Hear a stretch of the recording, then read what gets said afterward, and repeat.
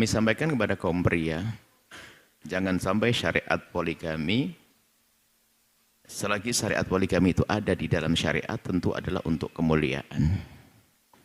Bukan untuk main-main. Maka jangan sampai ada kaum pria itu berpoligami ternyata dengan tujuan-tujuan yang tidak baik, maka itu akan mencoreng poligami. Jadi harus benar dalam berpoligami. Satu sisi. Dan tidak gampang. Jangan gampang dikit-dikit poligami. Dan siapapun yang sudah sukses dalam berpoligami, tidak perlu menyuruh temannya berpoligami. Karena belum tentu dia punya kemampuan dan tidak semuanya sama. Jangan dijadikan poligami jadi bahan obrolan kacang, remeh. Poligami itu berat, poligami itu luar biasa. Jangan sampai dijadikan itu obrolan remeh.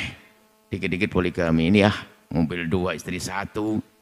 Ini usaha ini. Kadang-kadang bikin guyonan, itu adalah yang menjadikan meremehkan poligami, itu adalah merendahkan apa yang pernah ada dalam Islam sehingga orang mencibir di saat bicara poligami.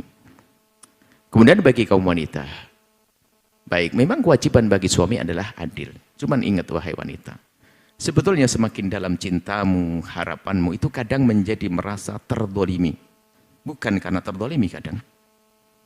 Sebetulnya di saat kamu merasa terdolimi itu sebetulnya ada cinta yang tumbuh di dalam dirimu. Dan itu kenikmatan sesungguhnya. Tinggal kamu tata saja hatimu. Jadi selalu ada pengen harinya, pengen jamnya lebih, pengen ini. Begitu ya.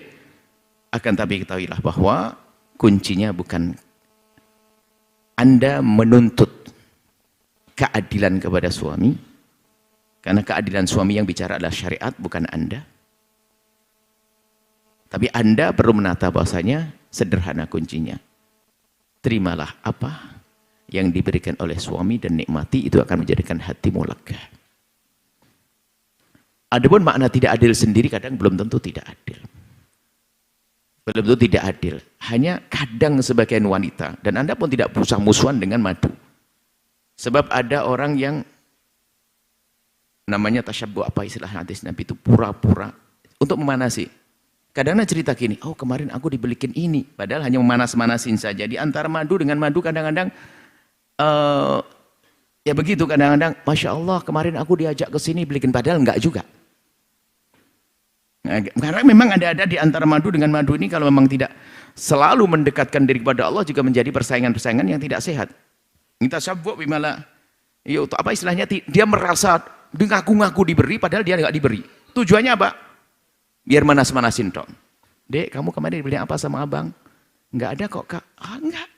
Saya sama ini dibeliin kemarin, diajak begini. Nah, padahal enggak juga. Makanya Anda enggak usah gampang mendengar begitu. Itu bisa saja di antara para madu dengan madu itu seperti itu. Madu dengan madu, ya meracuni. Tapi kami ingat, kalau madu-madu yang baik enggak sampai meracuni. Akan tapi, kuncinya sederhana. Wahai para, kalau Anda sederhana, kalau Anda ingin, Anda ambil dong hati suami Anda. Anda istri keberapa tadi?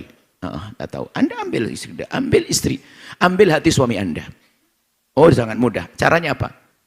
Baik-baiklah dengan orang. Memang berat ini, tapi hasilnya adalah Anda akan dapatkan suami Anda seutuhnya. Baik-baiklah dengan orang yang saat ini lagi disenangi oleh suami Anda. Jangan musuhi dia, jangan ini. Tapi ketahui dengan begitu, maka suami Anda akan terus, ini istimewa banget perempuan ini. Persaingannya orang cerdas. Persaingannya orang cerdas. Mungkin Anda istri tua, maka bersainglah Anda, jangan dengan istri muda persaingan Anda.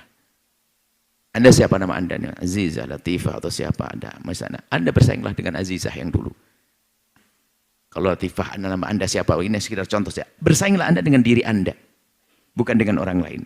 Maksudnya Anda membuat satu peningkatan dalam pelayanan, kualitas pelayanan, dan seterusnya.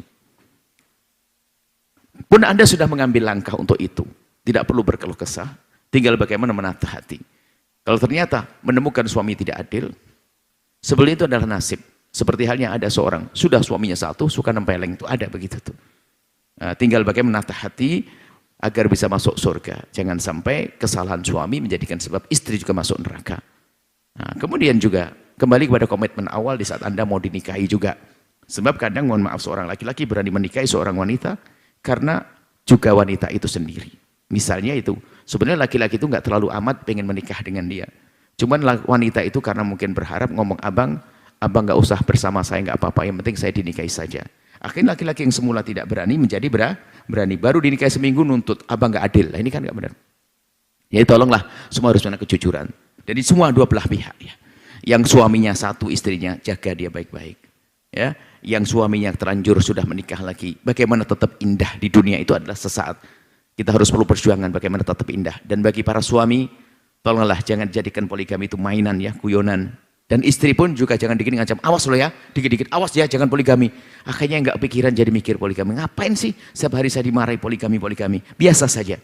Jangan poligami adalah syariat, jangan dibikin main-main. Jangan bikin guyonan, hei kaum pria. Jangan bikin guyonan, hei kaum wanita. Ingat, semuanya harus saling menjaga. Maka itulah keindahan di rumah itu penting. Sehingga apalagi seorang suami, sisi keadilan itu maknanya apa? Kompensasi ya. Kalau memang mungkin istrinya yang pertama jarang ditemui karena mungkin tempatnya jauh, harus diganti dengan mungkin ya puisi kayak atau apa gitu. Harus ada dong, harus kepandaian seorang suami. Minta maaf harus ada dan sebagainya.